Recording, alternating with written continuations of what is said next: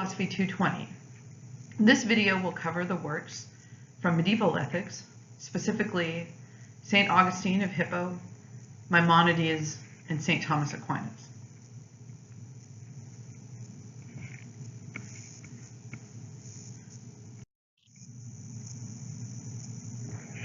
St. Augustine of Hippo is an interesting character. In some respects, he is the first major Christian philosopher. It's not that he's the first thinker in Christianity, but he was the first to integrate elements of Greek philosophy into a Christian context.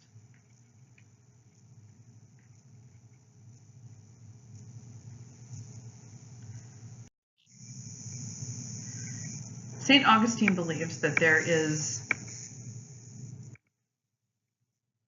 a close relationship between our purpose and our characters, what kinds of characters we are, whether we're virtuous or vicious. You'll see the integration of this Greek idea with early Christianity because St. Augustine tells us that our purpose, our telos, is to love God. And through loving God involves loving both others and ourselves. By doing this, we can achieve moral virtue. That's because virtues are the characteristics that help us perfect our ability to love God.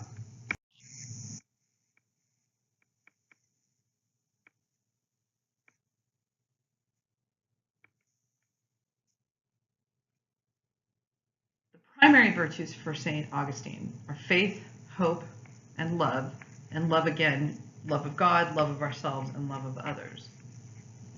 If we fully have the virtue of love, then the other virtues follow. It gives us fortitude or strength, the willingness to endure whatever we face.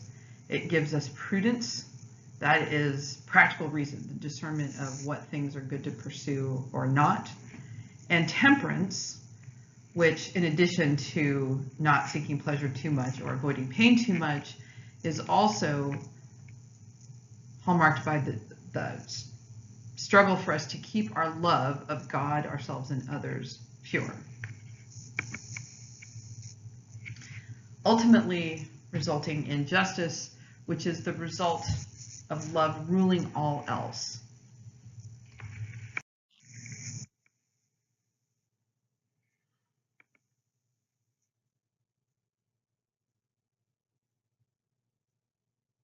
You might not be surprised then when St. Augustine tells us that happiness is the highest good.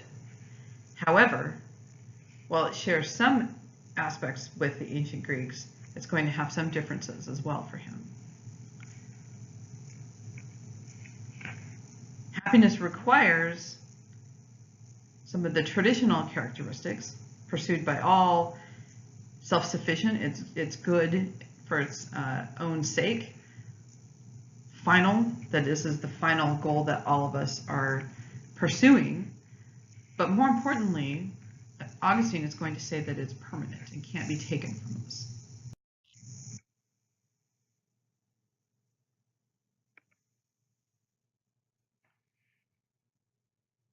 In other words, the happiness that we achieve through our love of God is something that is a work in progress. We can't ever realize fully until we've joined God in the hereafter.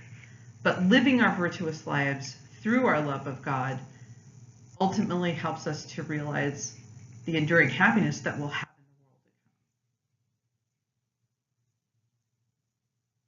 to come. Note, this is a little different from Aristotle's notion that happiness can't be assessed until death. Here, St. Augustine is telling us that happiness can't even be achieved until after death, because it must be achieved in our unity with God in the hereafter. The work that we're looking at, City of God, is a very complex work.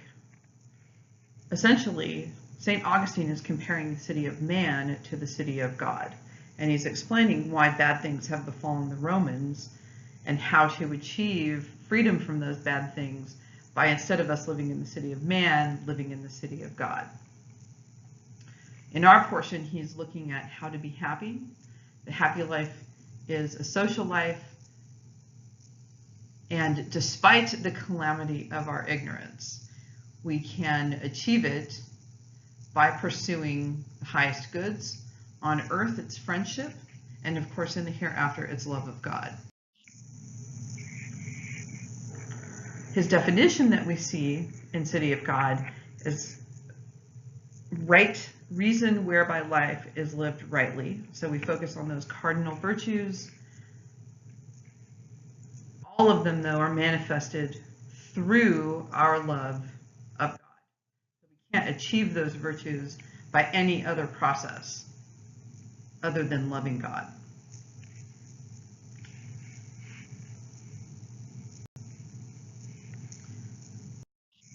Next, we're going to talk about Maimonides, also known as Moses ben Maimon. He's an interesting figure.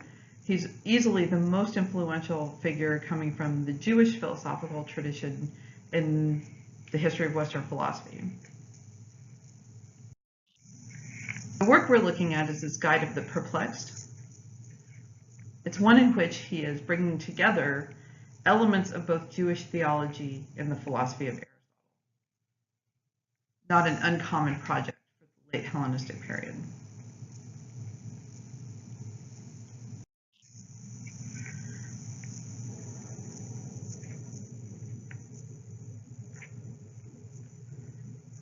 The basic orientation of Maimonides' ethical view is that when we act ethically, it's not because we're trying to reach a personal happiness or self-realization, but rather there's a religious mandate that we ought to imitate God. And in that imitation of God, that is how we develop the virtues.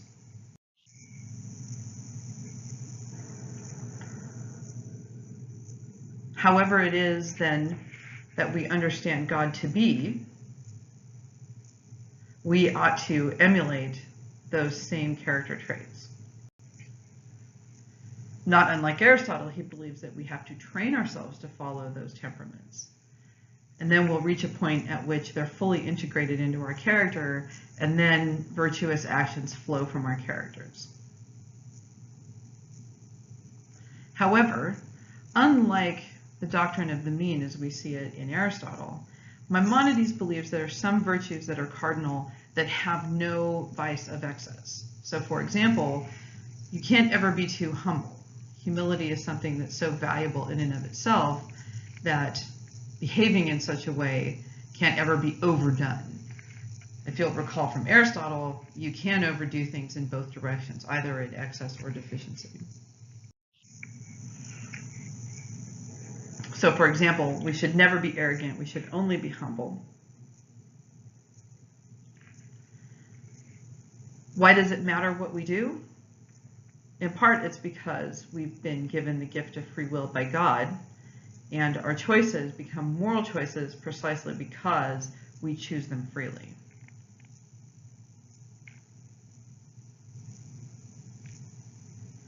Thus, the combination of pursuing the imitation of God, but also with freedom, that we choose to imitate God freely, develops Maimonides' understanding of moral virtue.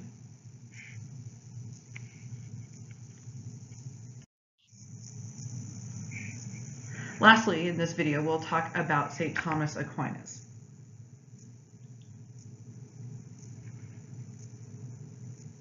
For Aquinas, ethics begins from the point of view that good is indistinguishable from God. Therefore, his ethical system is theological in nature. Like Augustine, he'll claim that perfect happiness can only be achieved in the next life, but that we have an obligation to act towards it in this life. His account of ethics is often thought of as a natural law theory of ethics, and this is because there are laws that are discoverable to us, both by reason and by revelation, and we should follow the laws as they've been made available to us.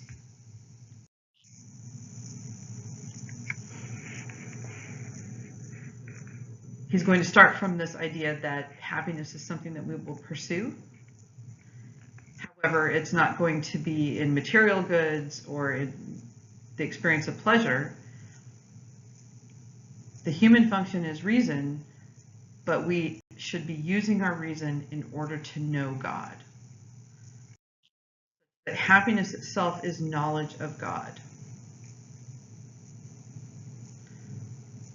So it's not as though we're doing what we do when we do science.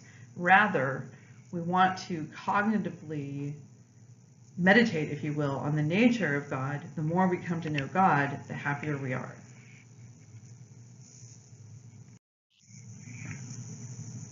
Now, the law that governs us is part of a wider reaching law structure of the universe. So from God himself, there are eternal laws that govern the universe. Then there are divine laws. This is the revealed word of God that guides us to our destiny that in the supernatural, in the realm beyond this life. The natural law, however, is the eternal law as it applies to human beings. We understand it and we know it by the use of reason. And the last rung of that would be human law, which is created by us for the purpose of our carrying out the natural law. So in other words, the purpose of laws, ordinary laws, say for example, the laws of Virginia, for Aquinas would be to help us behave morally. That might seem a little striking to you.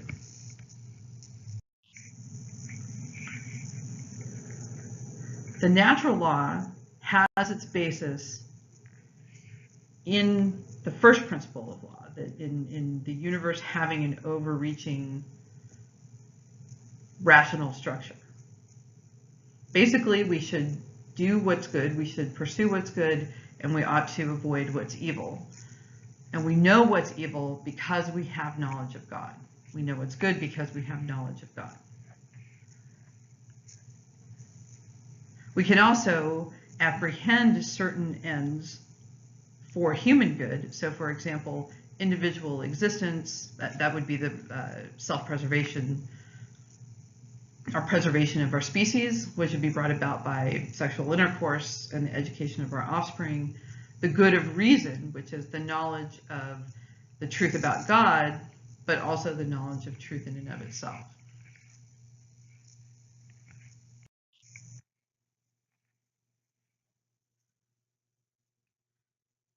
We achieve our understanding of the natural law by the application of reason. And when we act in accordance with it, that's when we act morally. So if we act according to our purpose within the divine order, our natural inclination, we act morally, we act in the advancement of seeking our salvation in God.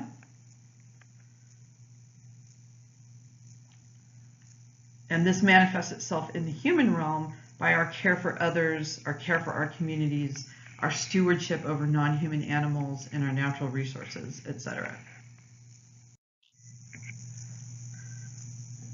Therefore, the virtues, as we understand them, come from the natural law.